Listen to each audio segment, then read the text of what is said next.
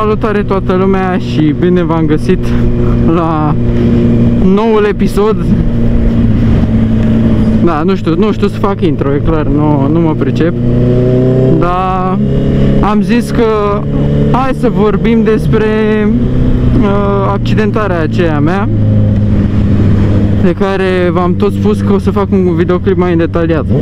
Deci, să luăm cu începutul. Era o zi de marți, da, de marți. Și imediat, mersi. Și mă duc și eu la antrenament frumos. Nu știu dacă știți, dar eu fac fotbal. Am făcut fotbal de performanță, nu mai pot să fac din cauza accidentării, pentru că eu încă fac recuperare. Și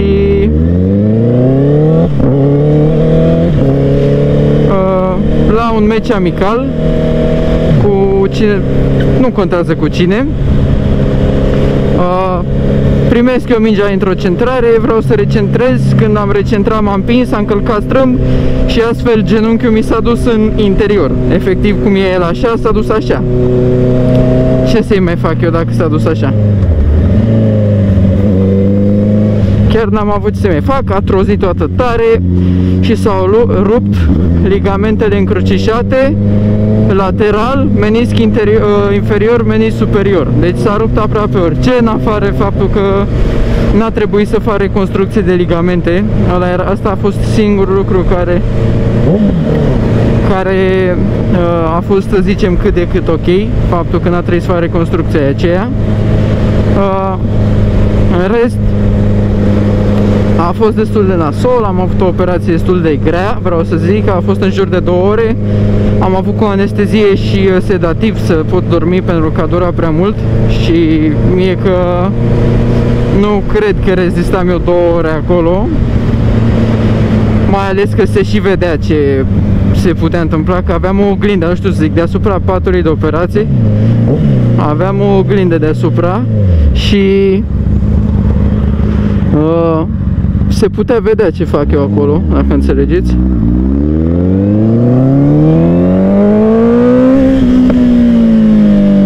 Așa, se putea vedea ce făceam eu acolo, ce făceam eu, Doamne, ce făceau medicii acolo.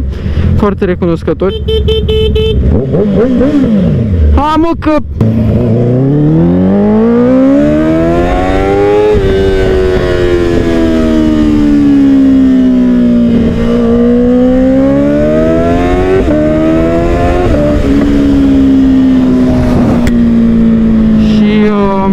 Foarte recunoscător, recomand medicii dacă vreodată aveți, Doamne ferește, nu este recomandat și Doamne, ce nerecomandat, nu vă doresc așa ceva, dar pentru vreo problemă ortopedică puteți să accesați site-ul Centrokinetic, pentru că pentru o sumă de bani, nu pot să zic că este cea mai mică sumă de bani, dar toată lumea este foarte de treabă, își fac treaba, medicul la fel este cel mai bun medic după mine, cât am găsit.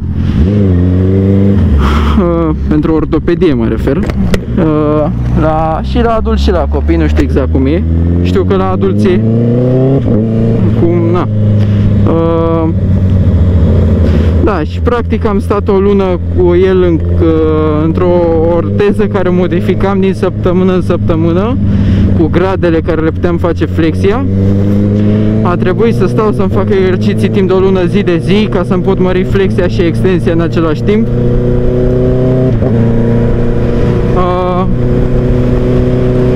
Până la urmă, după o lună am reușit și n-am avut voie să calc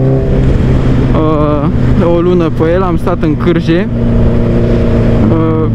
A fost foarte nasol, n-am putut să conduc nici măcar manuală, a trebuit să iau foarte ușor, din ce în ce mai ușor, să zic, pentru că era, dacă cumva făceam vreun pas greșit sau călcam pe el, mie că trebuia să fac operația din nou și nu era un lucru foarte bun, dar din fericire am reușit să respect toate acestea și uitați-mă aici din nou pe motor. Bine, nu este complet 100% încă, dar încă în vreo 2-3 luni mie mi-au spus că o să fie perfect și am încredere, astfel eu zic că o să iasă tot ok. O să pot să alerg luna asta care vine acum. Cred că când o să vedeți voi clipul înseamnă în iunie luna asta.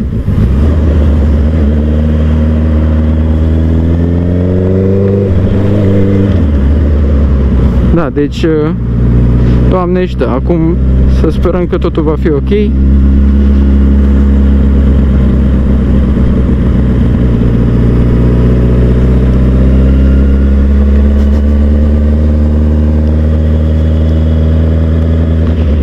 Altceva rămâne să povestim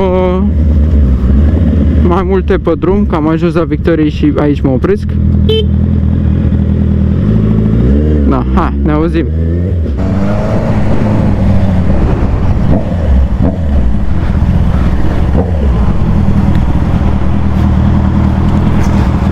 Vezi că eu am 100 pot să merg.